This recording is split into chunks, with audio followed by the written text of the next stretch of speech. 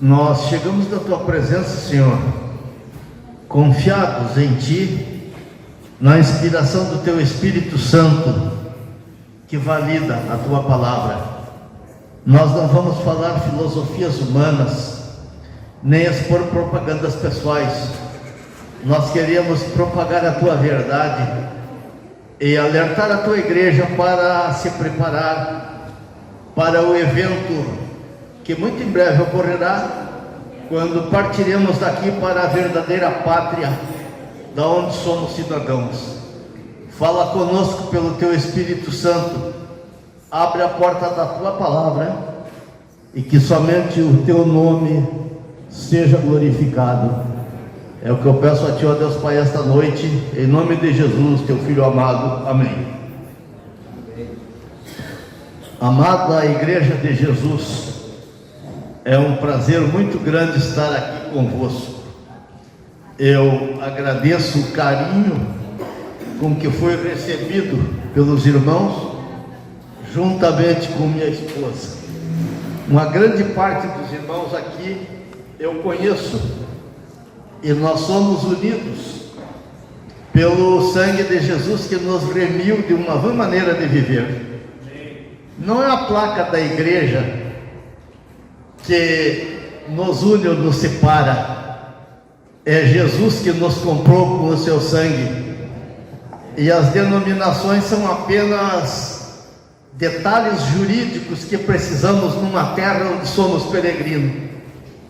Mas a nossa verdadeira igreja é aquela que está inscrita nos céus, no livro do Cordeiro, e que todos nós pertencemos. Portanto, que Deus abençoe os irmãos esta noite, e que a sua palavra tenha livre curso entre nós. Nós falaremos sobre a introdução ao Apocalipse, escatologia e pré-requisitos da grande tribulação. Então eu convido os irmãos para nós entrarmos direto no nosso assunto, abrindo as nossas Bíblias e fazendo a leitura do grande versículo da palavra de Deus, que está em Apocalipse, no capítulo 3 e o versículo 11. Ele é tão conhecido que nós podemos citá-lo de cor, sem precisar abrir as páginas da nossa Bíblia. Apocalipse 3 e 11 é uma advertência de Deus para nós, e nos diz assim: eis que venho sem demora, guarda o que tens, para que ninguém tome a tua coroa. Quando João estava na ilha de Patmos, que ele escreveu esse versículo, ditado pelo próprio Jesus, o breve do Senhor Jesus não era o nosso. Na cronologia humana, muito tempo correu de lá para cá, mas hoje o breve que está na Bíblia também é o nosso breve, porque nós somos a geração do arrebatamento. Eu não vou dizer para os irmãos que eu vou estar vivo no dia do arrebatamento, eu gostaria de estar, porque eu não sou dono da vida. Eu posso cair agora infartado e partir para a eternidade. Mas eu vou dizer uma coisa para os irmãos: o dia do arrebatamento, vocês que estão aqui e estiverem vivos, vão estar com essas mesmas carinhas aí, com essas mesmas feições, porque o arrebatamento é uma realidade para os nossos dias. Então nós vamos ver o que é escatologia. Escatos, ela vem da palavra escatos, que é um termo grego que quer dizer futuro, e logia, estudo. Então escatologia quer dizer literalmente, ela é um vocábulo que vem do grego, quer dizer literalmente estudo das coisas futuras que infalivelmente hão de acontecer. Não é adivinhação, não é Nostradamus. O Nostradamus ele enrola As pessoas leem uma coisa, mas não acontece, não, mas não era bem assim que era para interpretar. É diabolicismo. Aqui é a palavra de Deus, infalivelmente hão de acontecer. Eis que cedo veio, guarda o que tens para que ninguém tome a tua coroa. Então, irmãos, todos nós temos uma escatologia pessoal. A minha escatologia iniciou no momento da concepção. No momento em que todos nós fomos concebidos, iniciou uma escatologia, e nós não sabemos o futuro dela.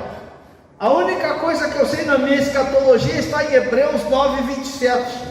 Aos homens está ordenado morrer uma vez, vindo depois disso o juízo.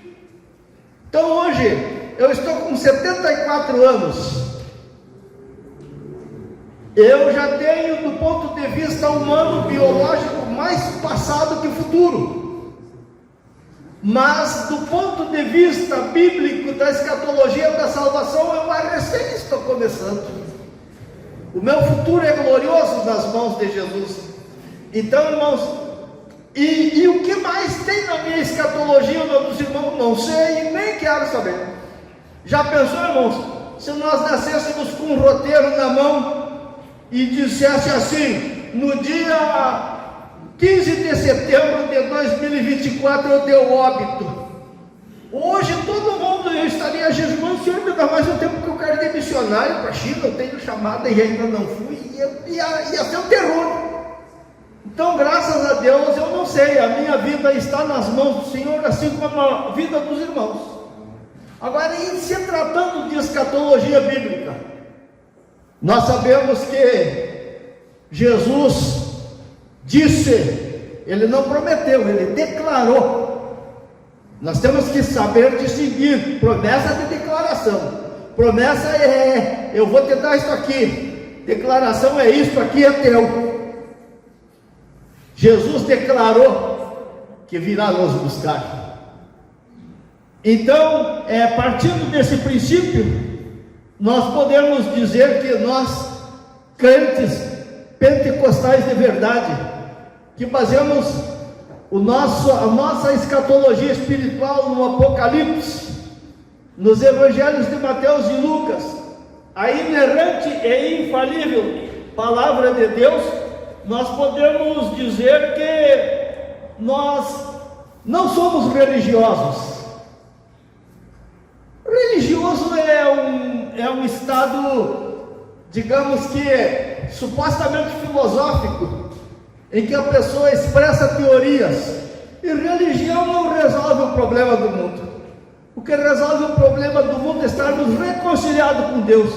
Então, como nós não somos religiosos, nós somos salvos, a nossa regra de fé é a infalível e inerrante palavra de Deus, a Bíblia Sagrada. E por isso nós cremos nas suas 4 verdades básicas. Nós cremos em tudo que ela diz, mas nós cremos na salvação pela fé em Jesus Cristo.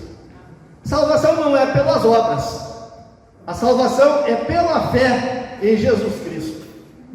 O malfeitor na cruz, que estava à direita de Jesus, ele não teve nem um minuto de oportunidade para praticar boas obras, mas ele teve os últimos da sua existência para crer na salvação pela fé em Jesus.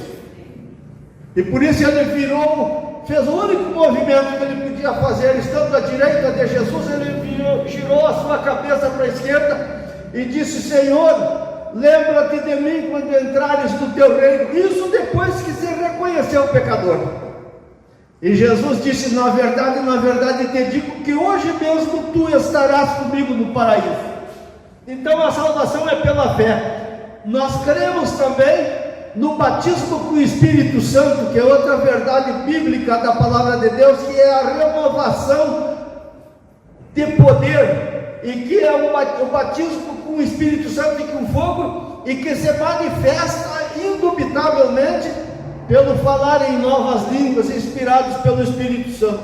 Cremos também na cura divina, que é uma herança dos santos, e cremos infalivelmente na volta de Jesus. A volta de Jesus, irmãos, é a minha maior esperança. Eu, como disse o salmista, fui moço, já estou velho.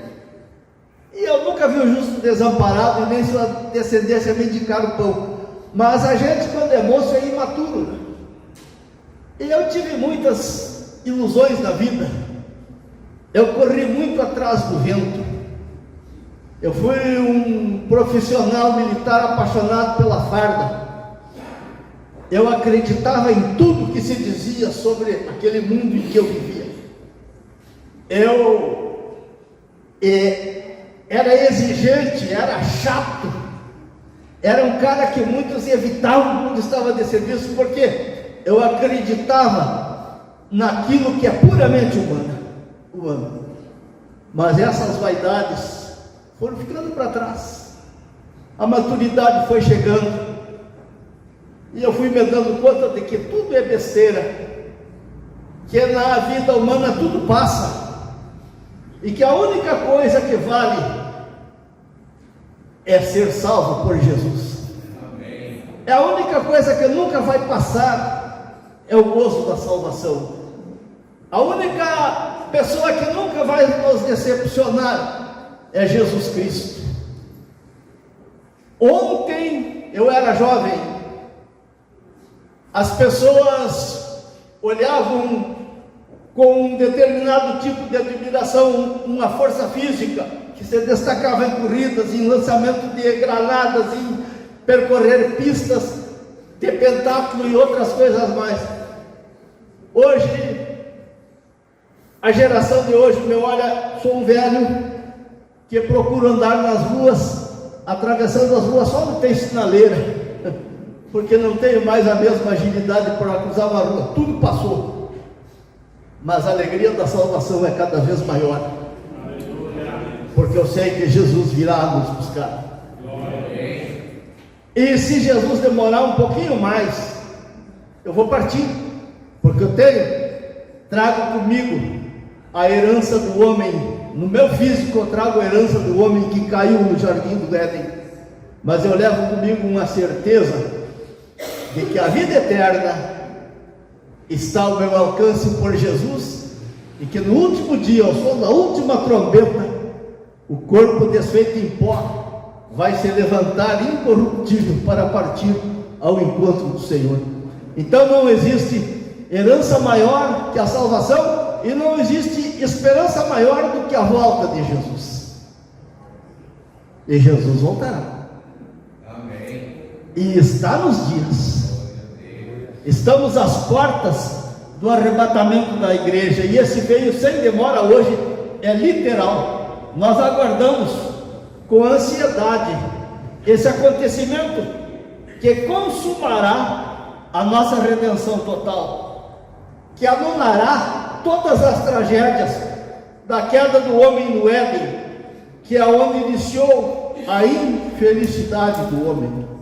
Romanos capítulo 6, versículo 23 diz que o salário do pecado é a morte, mas o dom gratuito de Deus é a vida eterna por Cristo Jesus nosso Senhor.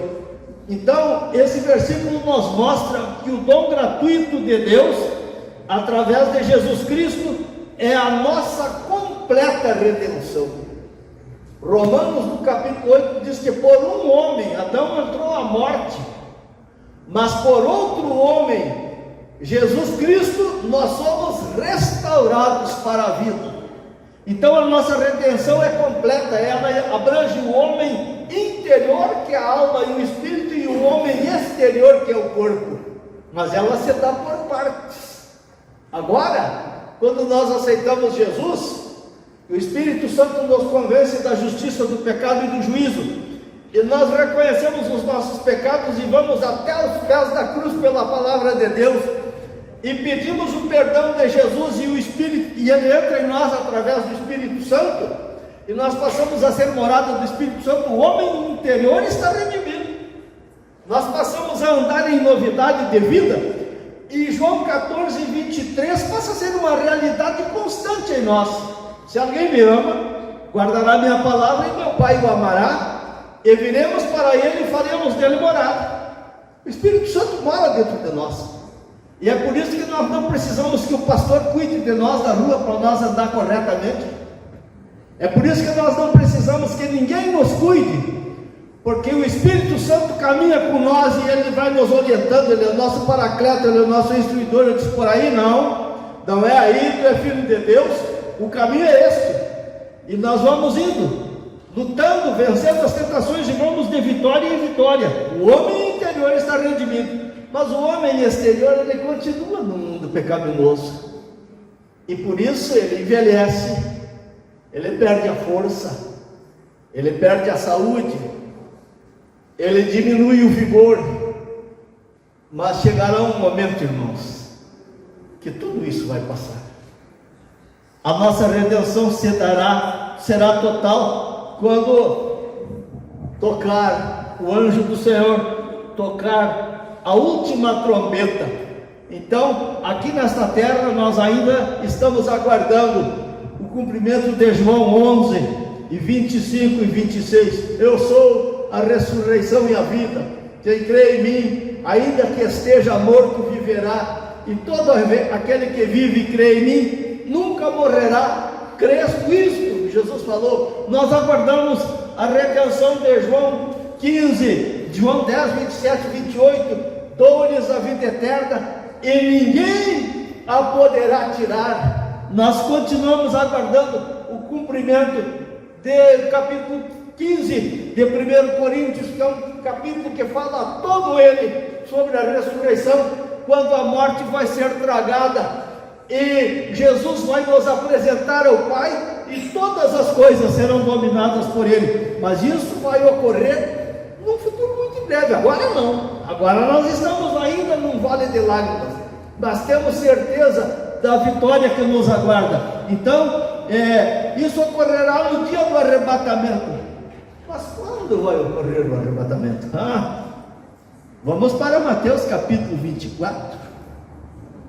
Lá nós temos a explicação. Esse capítulo é chamado, capítulo 24 de Mateus, é chamado de Apocalipse de Mateus.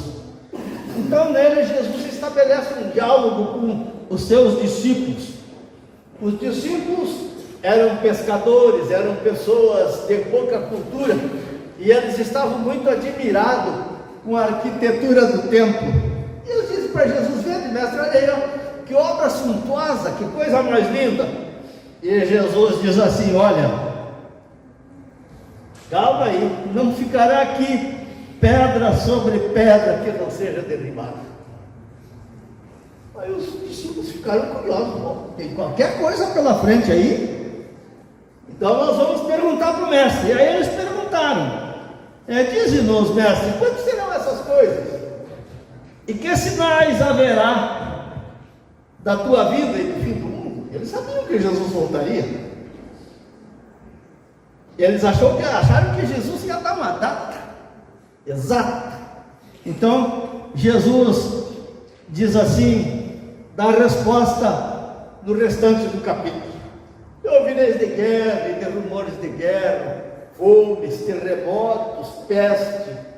Vocês vão ser odiados por causa do meu nome, vocês vão ser traídos por pais, por filhos, por parentes, vocês vão ser entregues às autoridades, muitos de vocês vão morrer. Que promessa boa, né? Morrer numa delegacia sob tortura, coisa linda. Como a gente fica feliz com isso.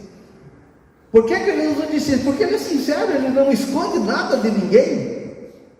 Para servir a Cristo, temos que estar dispostos a dar até a vida por Ele, porque Ele deu a vida por nós. E irmãos, e Ele disse assim: depois que tudo isso acontecer, vocês não se apavorem, porque ainda não é o fim, é só o princípio das dores.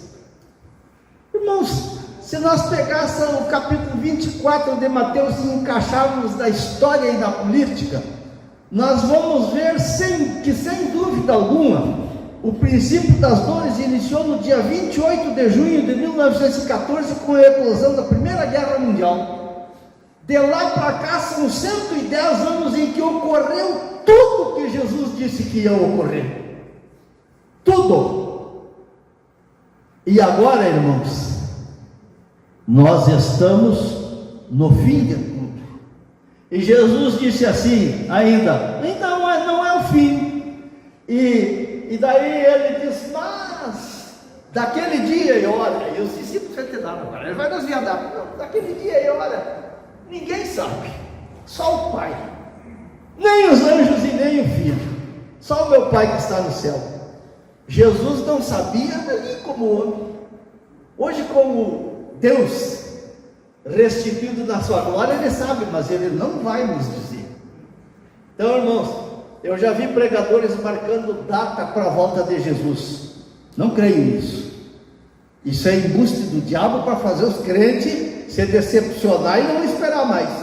Daquele dia e hora, ninguém sabe, nem os anjos no céu, nem o Filho, mas unicamente meu Pai. Então, o versículo 6, irmãos, ele nos dá um ensino subliminar.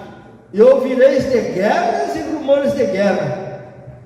E isso, irmãos, é um pré-requisito para a grande tribulação. E Jesus foi alinhando os sinais da sua vinda. Então, essa conclusão, irmãos, nos orienta a encaixarmos a política mundial na Bíblia e nos situarmos no âmago dos fatos sem erros e sem fanatismo.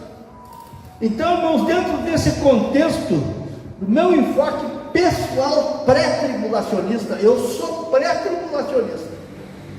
Tem pastores ou crentes que acham que a igreja vai passar pela grande tribulação. Outros acham que ela vai ir até a metade da grande tribulação. Outros acham que vai ser antes da grande tribulação. Irmãos, nenhuma das pessoas que pensarem diferente estão, digamos, fora do foco da salvação. São maneira de crer. Eu creio que nós não vamos passar pela grande tribulação por causa da especialidade do pastor Claudinei, professor de português. Apocalipse capítulo 3, versículo 10 diz assim: como guardaste a palavra da minha paciência, também eu te guardarei da hora da tentação. Não é na hora da tentação, é da hora. Então eu creio que a igreja será arrebatada antes da grande tribulação. Então, dentro desse enfoque pré-tribulacionista, eu encaro como os acontecimentos mais impactantes do princípio das dores o cumprimento de Ezequiel 37, ou seja, o ressurgimento de Israel. Então, a Segunda Guerra Mundial, irmãos, iniciada no dia 20 de setembro de 1939 e concluída no dia 8 de maio de 1945, Hitler, ele tomou como linha mestra da sua atuação política a eliminação do povo judeu em toda a face da terra. Ele tinha certeza que ele ganharia a guerra e ele mataria todos os judeus em todo o mundo. Por que isso, irmãos? Porque Jesus mandou nós prestar atenção na figueira, quando a figueira brotasse, perto está o verão, a figueira de Israel. Então, matando a figueira, ela não brotaria. Só que Israel foi arrasado, morreram 6 milhões de judeus da Europa. E o Ezequiel teve essa visão, era um vale de ossos secos, ossos ressequidos, mortos, sem nenhum resquício de vida. E Deus perguntou: filho do homem, o que tu está vendo? Um vale de ossos secos. Poderão esses ossos reviverem? Não sei, Senhor, tu que sabe. Profetiza para esses ossos, manda entrar a vida neles, manda encaixar osso com osso, manda eles se restaurarem. E ele ouviu o barulho dos ossos encaixando um no outro, e foram surgindo nervos, carnes, tendões, pele, e eles se colocaram em pé e se transformaram num grande exército. Só não tinham vida. A vida vai soprar sobre eles muito em breve. E aquele exército se pôs em marcha. Era um grande exército. Israel ressurgiu depois da Segunda Guerra Mundial sem nenhuma esperança de vida. Não tinha a menor chance deles ressurgirem, e Deus levantou eles da cinza dos seus túmulos. O meu pai tinha uma Bíblia, tradução Figueiredo, uma Bíblia portuguesa. O capítulo 60 e o versículo 8 de Isaías registra a chegada de Israel na terra prometida. Então, naquela Bíblia, no capítulo 60 e versículo 8, havia uma pergunta. O versículo era uma pergunta: quem são esses que vêm de longe, voando como pombas e olhando pelas janelas? Quando o Isaías profetizou isso, irmãos, não havia a menor chance de alguém voar. Voar como pomba, de que jeito? Olhar por que janela? Hoje qualquer criança de jardim de infância sabe que o Isaías estava falando do avião. Isso ocorreu no dia 14 de maio de 1948, quando os aviões da Inglaterra, da Royal Air Force, trouxeram os judeus da Tchecoslováquia para Israel, porque eles estavam muito fragilizados para virem de avião. Eu tenho uma revista O Cruzeiro lá em casa de 1947, com a fotografia deles, tudo nas janelas, olhando assim, quando aquele avião está aterrissando no aeroporto de Lodz. Um deles já está descendo com um colar de despertador enfiado no pescoço, pronto para fazer negócio. Deus vela pela sua palavra, irmãos. Então, Ezequiel 38, 37, o ressurgimento de Israel é o primeiro ponto mais impactante do período das dores. O segundo mais impactante é Ezequiel 38 e 39, que trata da invasão de Israel pela Rússia e seus confederados. Ezequiel 37 ocorreu em 14 de maio de 1947. Ezequiel 38 e 39 iniciou no dia 20 de fevereiro de 2022, com a invasão da Ucrânia pela Rússia. A invasão da Ucrânia pela Rússia, que nós estamos vendo todos os dias, essa guerra aí que está cada vez pior, é o início de Ezequiel 38 e 39, e é a última guerra que vai ocorrer antes do arrebatamento da igreja. Os irmãos leiam depois em casa Ezequiel 38 e 39. Nós estamos nos dias do arrebatamento da igreja, irmãos. Se a agenda da ONU, a famosa Agenda 2030, Deus permitir que ela continue no cronômetro que está indo, Jesus volta antes de 2030. Porque a agenda da ONU, a Agenda 2030, prevê que até 2030 toda a humanidade deve estar chipada com o sinal da besta, a marca na mão direita ou na testa. Vocês já pararam para pensar quanto tempo falta para 2030? Jesus está voltando, é para os nossos dias. Não brinca, irmão, com as oportunidades, não perca o arrebatamento da igreja. Vamos fazer uma rápida análise de Ezequiel 38 e 39. Então, Ezequiel 37 inaugurou a geração que verá o fim de todas essas coisas. É a geração que viu a figueira nascer. E Ezequiel 39, 38 e 39 é o aviso a essa geração que o fim chegou. É o aviso para mim, é o aviso para os que têm um pouquinho mais de idade do que eu, ou um pouquinho menos. Então, Ezequiel 38 e 39 é esse aviso. Vamos fazer uma análise. Eu pediria a um irmão que abrisse a Bíblia em Ezequiel 38 e lesse o versículo 4.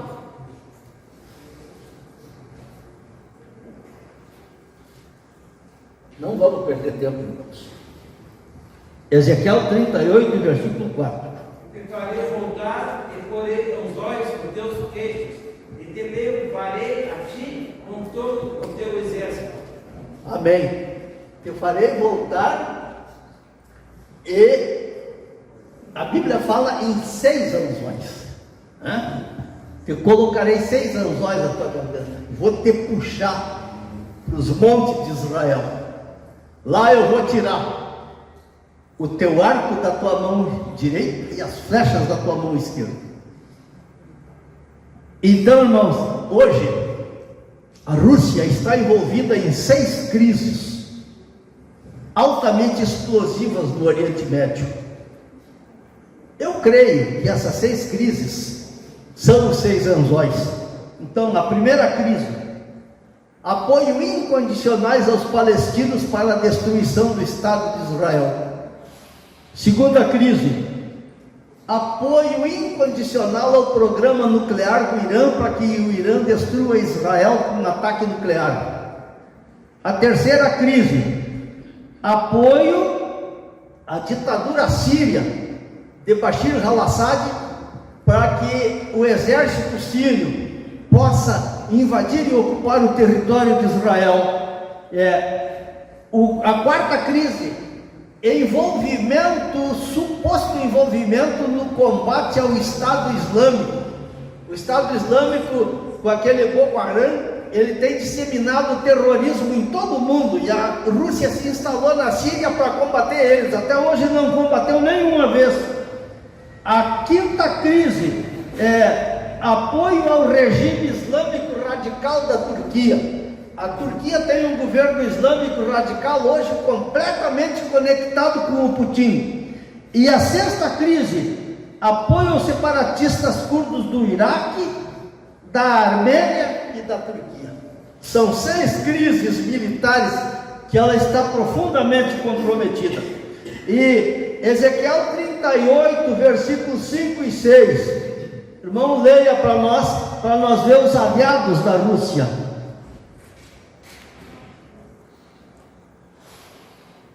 Ezequiel 38.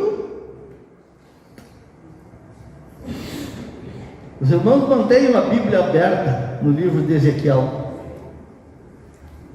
Persas e etíopes e os de Put, com eles, todo com escudo e capacete. Com ele e todas as suas tropas, a casa de teu cama, da banda do dorme. E todas essas tropas, muitas nações estarão contigo. Então, os persas, irmãos, são os iranianos. Cush é a Etiópia e Put é a Líbia. Todos eles estão aliados com a Rússia. E, irmãos, isso aí, esses versículos mostram que o envolvimento russo com esses aliados e com essas crises já está tudo preparado. Então, Ezequiel 39, versículo 17 a 20, nós vamos ver o seguinte: o querido Filho do Homem assim ordena ao soberano Jeová, o Senhor Deus: convoca as aves de toda espécie, todos os animais silvestres, ajuntai-vos e vinde, ajuntai-vos de todos os lados para o meu sacrifício que eu ofereço por vós, o grande sacrifício dos montes de Israel. Ali comereis muita carne e bebereis muito sangue.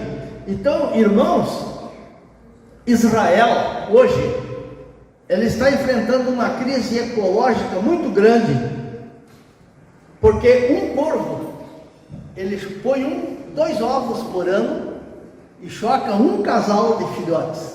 Em Israel, eles estão pondo 8 ovos. Eles estão chocando 4 casais de corvos por ano.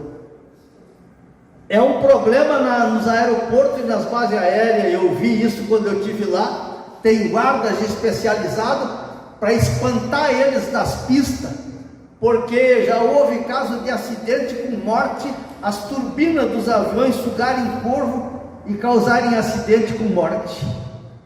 Então, irmãos, Deus convida eles para vir para os montes de Israel comer a carne dos poderosos, que Deus vai sacrificar quando eles invadirem Israel.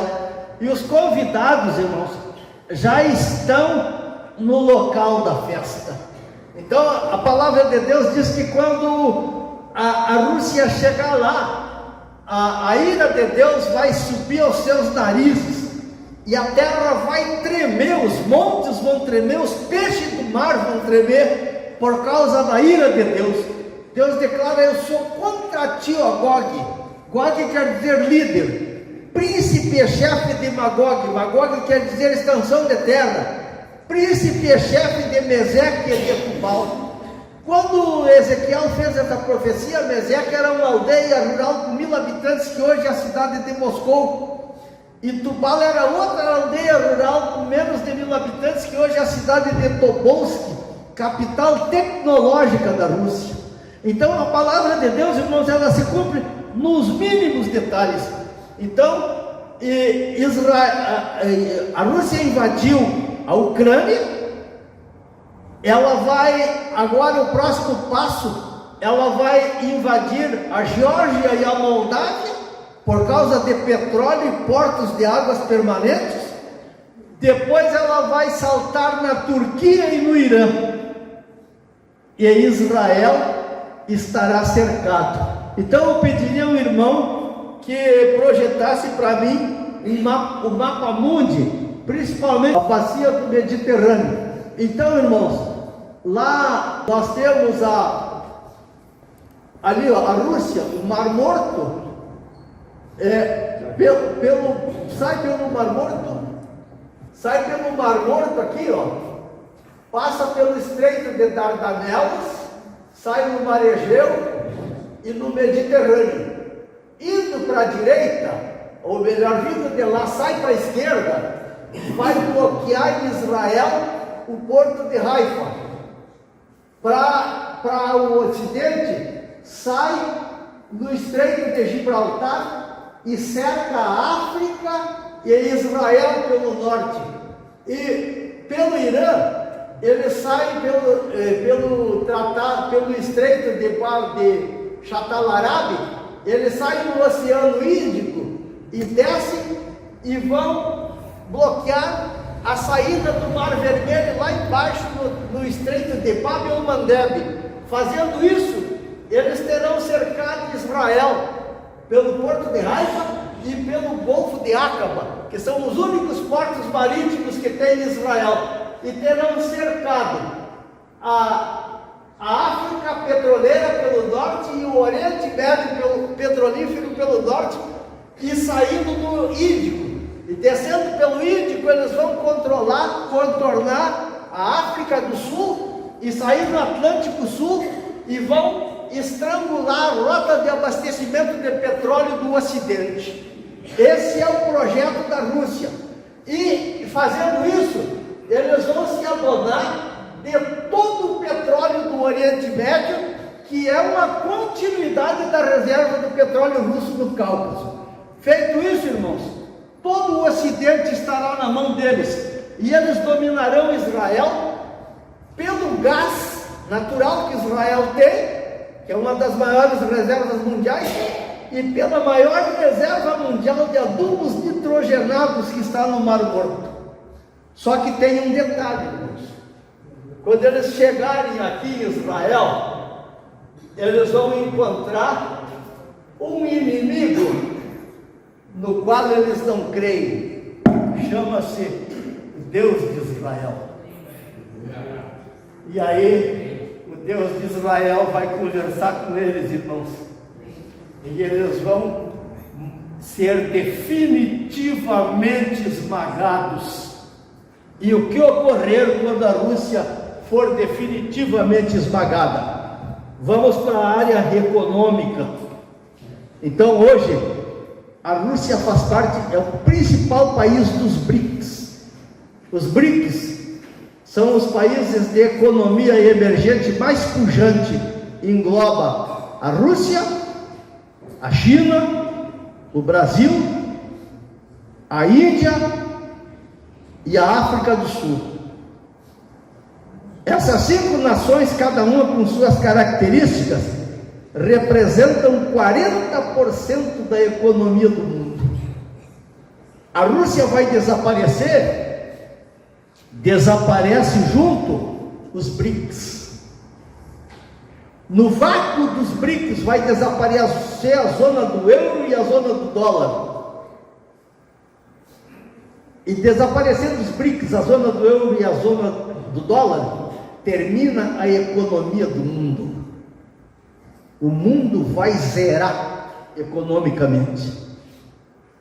Disse um economista que escreve num jornal chamado Movimento de Solidariedade Ibero-Americana, que em matéria de economia o mundo vai regredir para o século XII. Vai chegar uma pessoa com $1 bilhão no bolso e vai dizer: eu te compro 1 quilo de batata por $1 bilhão. E o cara vai dizer: isso não vale nada, traz outra. Eu dou 1 quilo de ouro por 100 gramas de arroz. O mundo vai cair no zero, vai desaparecer tudo, e vai ser um caos tão grande, irmãos, mas tão grande, que o mundo vai entrar numa hora de desespero total, e eles vão se reunir na ONU para resolver essa parada. Então a economia do planeta vai desaparecer, e vai se cumprir então Apocalipse 17, 12 e 13. Eles vão se reunir na ONU. O mundo, os 10 reis que receberam o poder vão exercer o poder por 1 hora, e tem todos o mesmo intento: entregar todo o poder à besta. O mundo hoje está dividido em 10 blocos econômicos de nações: a União Europeia, o NAFTA, o ALCA, a OPEP, a Organização da Unidade Africana, a China, que por si só é um bloco, a Comunidade de Estados Independentes, o Mercosul, a SEAT e a ANZUS. Para mim, no meu entender, não é a Bíblia que diz, é eu que penso, esses 10 blocos vão se reunir e vão eleger um líder em nome de cada bloco, 10 líderes, e vão mandar para a ONU para tratar do assunto. E lá vai surgir um super-homem, e eles vão entregar todo o poder à besta, a ele, e iniciará o governo mundial do anticristo. É a abertura do primeiro selo, o nosso próximo assunto.